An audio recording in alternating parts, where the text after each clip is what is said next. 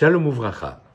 Cette semaine, nous commençons la lecture du deuxième livre de la Torah, le livre de Shemot. Après le récit de l'histoire du monde depuis sa création jusqu'à la descente de Yaakov et de sa famille en Égypte, nous allons aborder ce deuxième livre qui est le livre de la Galoute et de la Géoula, le livre de l'exil et de la délivrance. Et bien entendu, tous les enseignements que nous avons appris de nos pères, Abraham, Yitzhak et surtout Yaakov, à qui ont été consacrés 7 des 12 parachiotes du livre de Shemot, la plus grande partie donc du livre a été consacrée à ce patriarche, pour bien nous montrer que c'est sous son influence que commence cette nouvelle histoire. Le premier verset que nous lirons ce Shabbat, Ve'ele Shemot Bene Israël, voici les noms des enfants d'Israël, Abaïm Mitzrayma qui sont arrivés en Égypte, et Yaakov Ishubeto Baou, avec Yaakov et avec ses enfants, ils sont venus.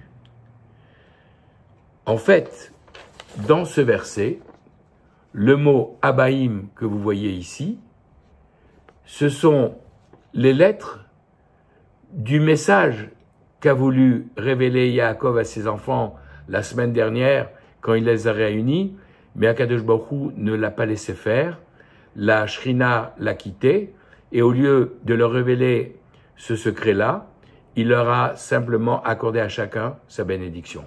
Mais en fait, on a un indice dès le premier verset de cette paracha au travers de ce mot, puisque les mots Abaïm que vous voyez ici, les lettres de ce mot, sont les 4 exils qui attendent les enfants d'Israël. Bet comme Babel, la Babylonie, Aleph comme Édom, l'exil de Rome dans lequel nous sommes encore aujourd'hui, Yud comme Yavan, la Grèce à l'époque de Hanouka, et enfin Mem comme Madaï, les Mèdes, la deuxième partie de l'exil de 70 ans qui a suivi la destruction du premier temple.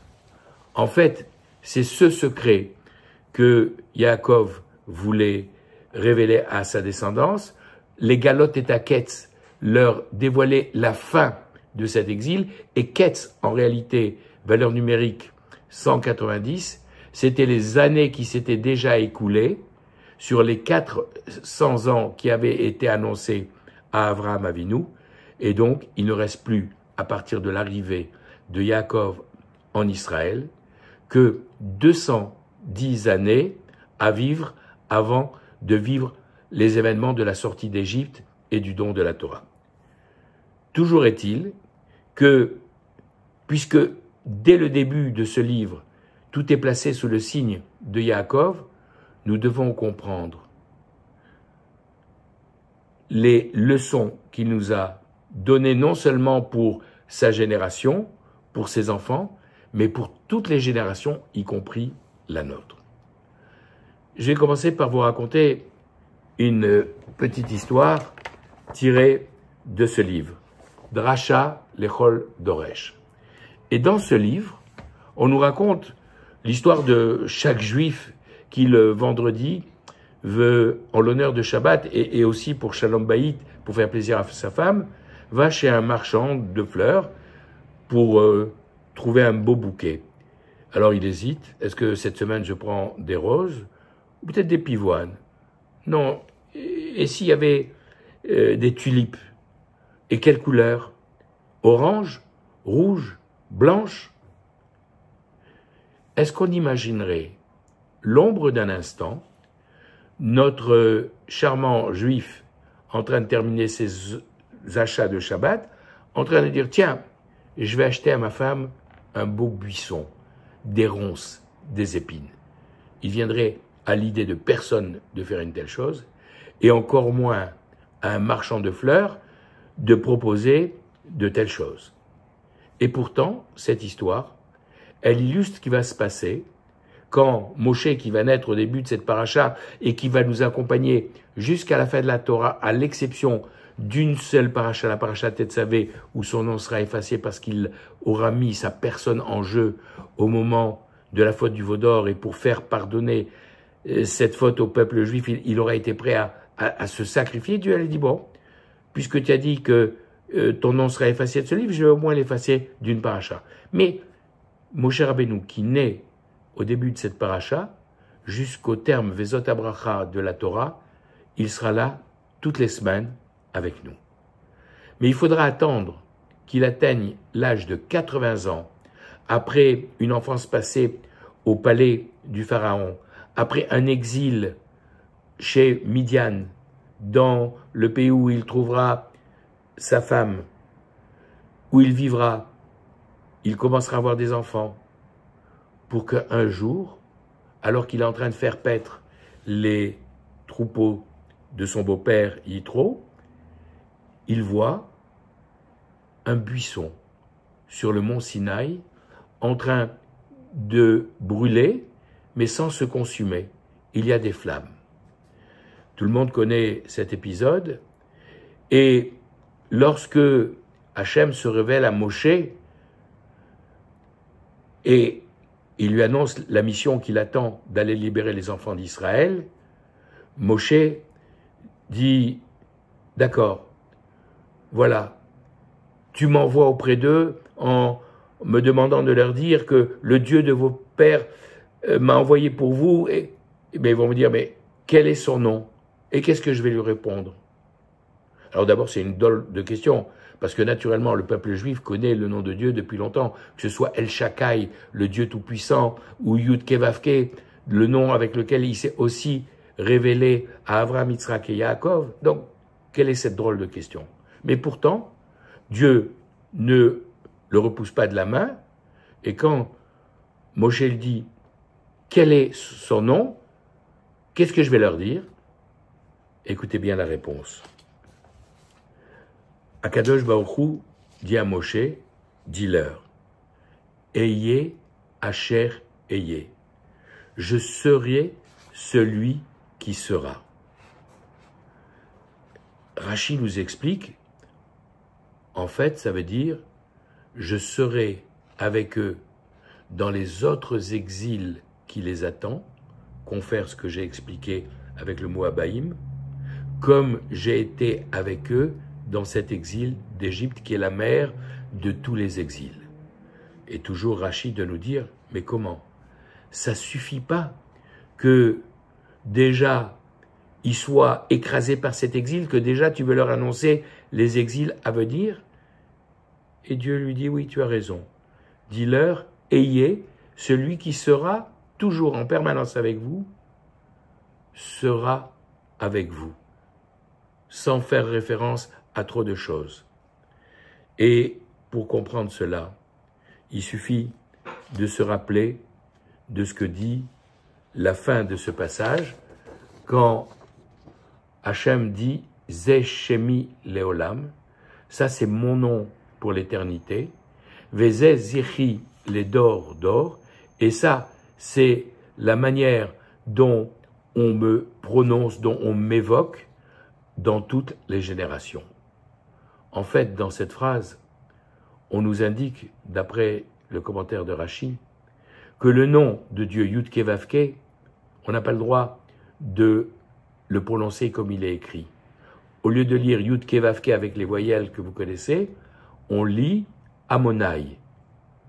Et en fait, tout ça pour nous dire, Akadosh Baruch Hu nous dit, j'ai compris la question des enfants d'Israël. Quand ils me demandent, quand ils vont te dire quel est son nom, ils connaissent mon nom. Mais la vraie question des enfants d'Israël, tu viens au nom de Dieu, mais où il était Dieu? Pendant ces 210 années qui viennent de s'écouler depuis que Yaakov Avinu est arrivé en Égypte, au début ça a été relativement agréable, puis de plus en plus difficile, et depuis 86 ans, nous sommes soumis à un esclavage extrêmement dur. Et où il était Dieu pendant tout ce temps, pendant toutes nos souffrances, que tu viennes nous parler de lui aujourd'hui, de sa délivrance? Et en fait, cette question, c'est la question que les Juifs ont posée pendant tous les siècles, où ils ont été exposés à l'Inquisition, au massacre pendant les croisades avec ces hordes qui allaient vers Jérusalem en massacrant les communautés juives sur leur chemin, avec la Shoah et ses millions de victimes, avec ses autodafés, avec ses pogroms, avec tous ces massacres. Il est où Dieu? Et Dieu répond, mon nom est caché.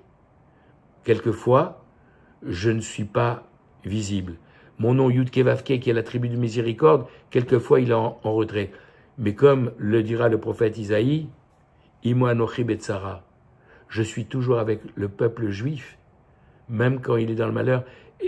Et pour moi aussi, c'est une période difficile. Et c'est la raison pour laquelle j'ai pas choisi un parterre de roses, un parterre de fleurs pour me révéler à toi, mon cher Rabbeinu. J'ai choisi un buisson d'épines pour montrer aux enfants d'Israël que même dans les moments difficiles, je suis avec vous. Alors, comme le dit la chanson, quand ça va bien pour nous, alors sachons que ça vient de Dieu.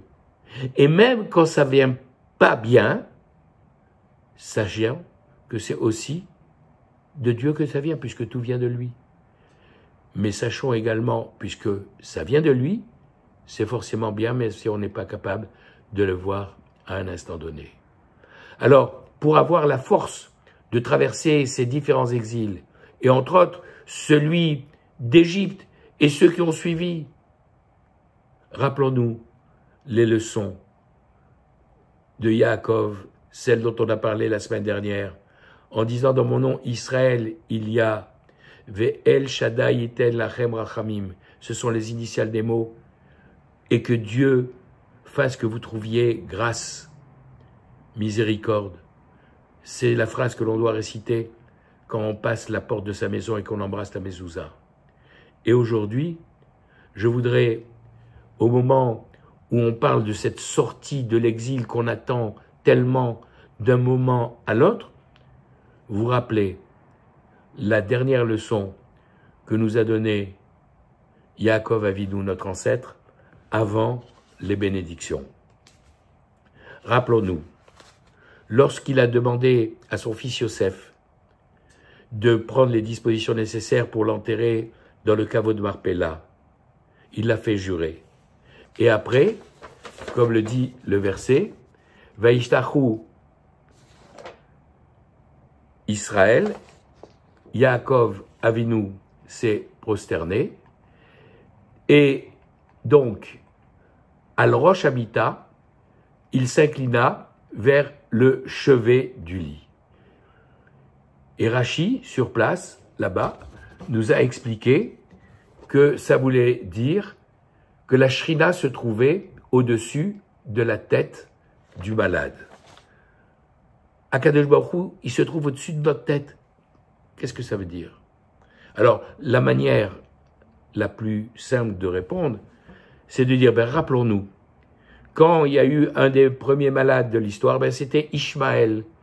Quand Abraham l'avait chassé avec sa mère Agar et qu'il était dans le désert et qu'il avait bu toute l'eau et qu'il s'est mis à pleurer et que les anges ont dit, il va faire du mal plus tard à ta descendance, laisse-le mourir.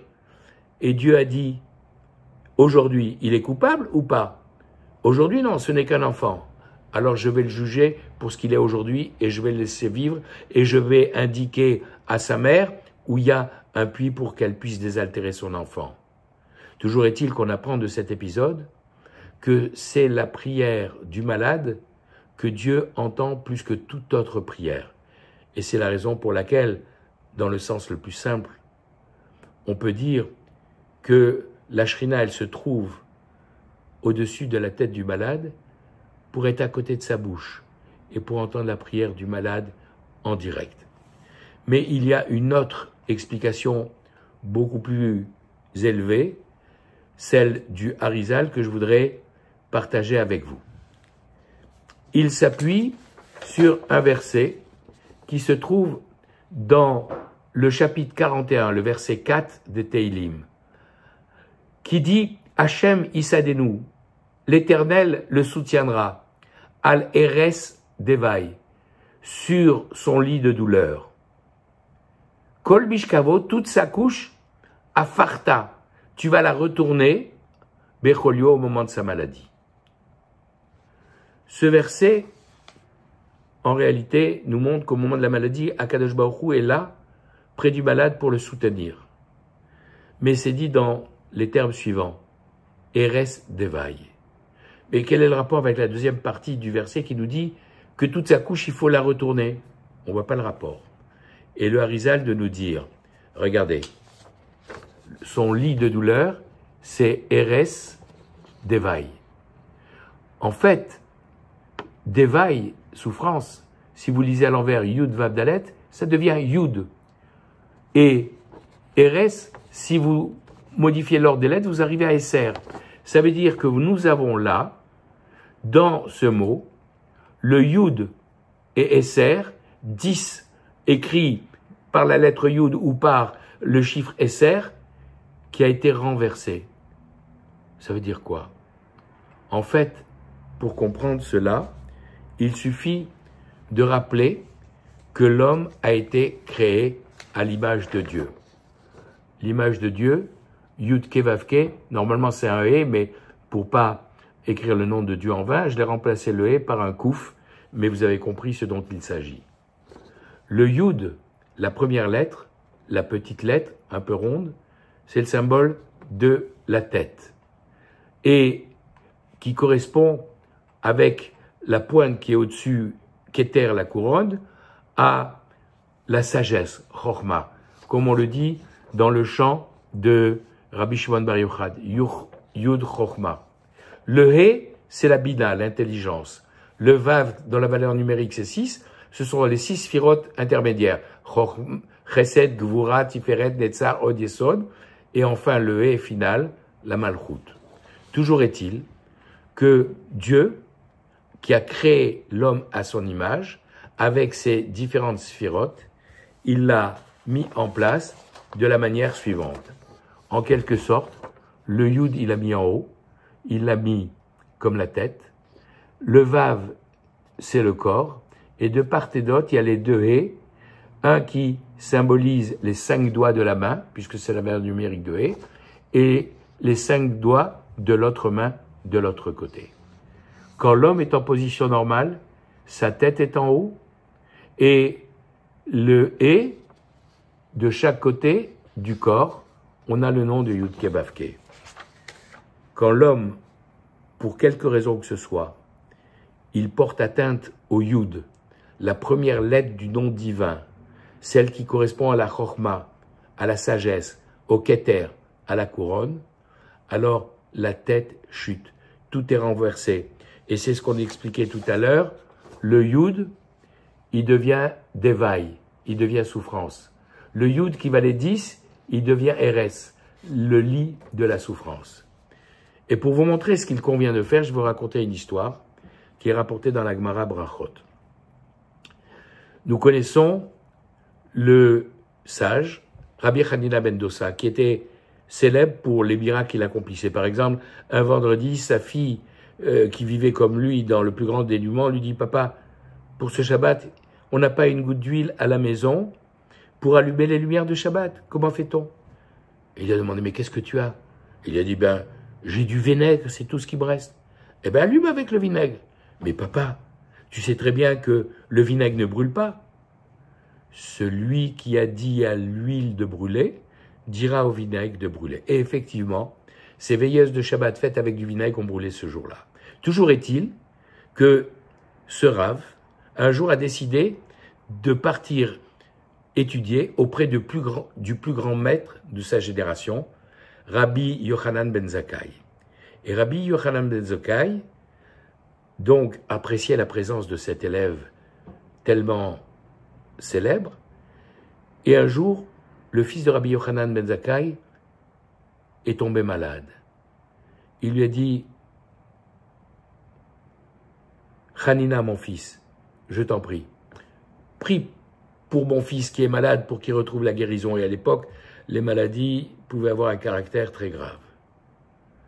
Hanina ben Dosa s'est assis, il a mis la tête entre ses genoux, et au bout d'un moment, il a relevé sa tête, et il a dit à Rabbi Yochanan ben Zakkai, ça y est, ton fils est guéri.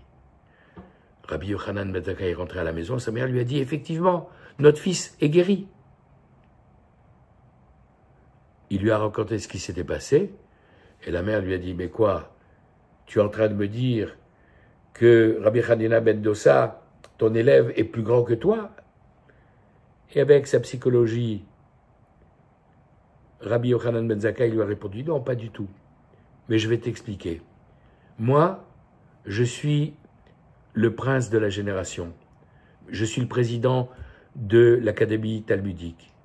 Et comme un Premier ministre, je ne suis autorisé à aller chez le roi que lorsqu'il est convoqué, lorsqu'il y a une réunion qui est programmée. Alors que Hanina ben Dossa, lui, c'est un homme beaucoup plus simple, mais un vrai serviteur de Dieu qui, comme un serviteur, rentre dans la chambre du roi pour préparer son costume, lui prêt à porter ses chaussures, lui donner ce dont il a besoin, il rentre et il sort. Et donc, comme il sort librement et rentre librement, il a pu demander directement au roi, je t'en prie, regarde, le fils de Rabbi Yochanan ben Zakkai est malade, guéris-le, et c'est ce qui s'est produit. Quel est le rapport avec notre histoire? La voilà. C'est que, pourquoi Rabbi Hanina ben Dossa a mis sa tête entre ses genoux? Il a compris que la maladie venait du fait que le yud qui était préalablement en haut était abîmé, il était passé en bas. Donc il a voulu montrer qu'il avait compris le message en mettant sa tête entre ses genoux, et c'est en se redressant qu'il a ramené le yud dans sa position et la guérison à l'enfant. Alors vous allez me dire, mais on n'est pas au niveau de Rabbi Hanina ben Dossa, mais on n'est pas au niveau de Yaakov Avinu. Et pourtant, si on y prête garde, c'est exactement ce que les sages nous demandent de faire à longueur de journée. Oui, quand, au moment du Shmoneh Esrei, de la Hamida, 3 fois par jour, matin, après-midi et soir, on récite l'Hamida, ce texte des 18 bénédictions qui sont 19. Pour les 2 premières, pour les 2 dernières, on fait une génuflexion. On plie nos genoux, on courbe notre corps, en disant à Kadosh Baruch Hu, on reconnaît qu'on a des choses à réparer, on reconnaît que puisqu'on est monté à ce niveau de proximité avec toi au moment de notre prière, on demande que tu fasses descendre ta lumière ici-bas, et on se relève pour redresser notre tête. Hachem, au moment où on dit le nom de Dieu, Baruch, Ata, Hachem, quand on dit le nom de Dieu, Hachem Zokef Kefuim, c'est l'Éternel qui redresse ceux qui sont courbés. Alors, au moment où nous sommes dans une période difficile pour le peuple juif et où on commence avec les signaux qu'on a vus déjà hier soir, où les Rechaïm sont en train, les impies sont en train de commencer à payer pour leurs crimes, nous savons que nous avons l'arme de la prière que nous adressons à Kadosh Baruch Hu et que nous lui disons, toi, fais que nous trouvions grâce et miséricorde auprès de toi, et toi, dont le nom Shaddai, c'est celui qui a dit, ça suffit au monde qui voulait continuer à se développer, toi qui as dit, ça suffit, Dai à ton monde, que tu dises Dai les tsarotenu, que tu dises, ça suffit à toutes nos épreuves, tous nos malheurs. Face à Kadosh Baruch Hu, que par le mérite de ses paroles, il y ait la libération de tous les otages, il y ait la préservation de tous nos soldats qui sont en train de combattre sur tous les fronts, aussi bien à Gaza que maintenant, et peut-être de plus en plus sur le nord ou ailleurs, et que tous ceux qui ont nombreux été blessés retrouvent la guérison. Ken Yiratzon Venomar, Amen.